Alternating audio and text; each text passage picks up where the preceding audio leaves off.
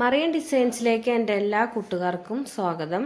ഇന്ന് ഞാനൊരു hand work lies നമ്മുടെ ഫ്രോക്കിൻ്റെ യോക്ക് പാർട്ടിലൊക്കെ സ്റ്റിച്ച് ചെയ്ത് വെക്കുന്നത് എങ്ങനെയാണെന്നുള്ള ചെറിയ വീഡിയോ ആയിട്ടാണ് വന്നിരിക്കുന്നത്.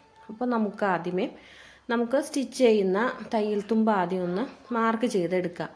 നമുക്ക് സ്കേർട്ട് പോർഷൻ പിടിപ്പിച്ചെടുക്കുന്ന തയ്യൽ തുമ്പ് ഇതുപോലെ മാർക്ക് ചെയ്തിട്ടതിന് ശേഷം നമ്മുടെ ലൈസ് വെച്ച് കൊടുക്കുക. അപ്പോൾ ലൈസിൻ്റെ പ്ലെയിൻ ആയിട്ടുള്ള നെറ്റ് തയ്യൽ തുമ്പിൻ്റെ അത്ര ഇല്ലെങ്കിൽ നമ്മുടെ വർക്ക് വരുന്നത് ആ വരയിലേക്ക് വെച്ച് കൊടുത്തതിന് ശേഷം അതിൻ്റെ മുകൾ ഭാഗവും അളവ് നോക്കി ഇതുപോലെ മാർക്ക് ചെയ്തെടുക്കുക. അപ്പോൾ നമുക്ക് ആ വര നമ്മുടെ ഫ്രോക്കിൻ്റെ മെറ്റീരിയലിലേക്ക് തെളിഞ്ഞു വന്നോളും. അതിന് ശേഷം ലൈസ് മറച്ച് വെച്ച് കൊടുത്ത് ഇതുപോലെ സ്റ്റിച്ച് ചെയ്തെടുക്കുക. അപ്പോൾ ലൈസിൻ്റെ നല്ല വശം നമ്മുടെ ഫ്രോക്കിൻ്റെ നല്ല വശത്തോട് ചേർത്ത് വെച്ച് കൊടുത്ത് സ്റ്റിച്ച് ചെയ്ത് കൊടുക്കുക.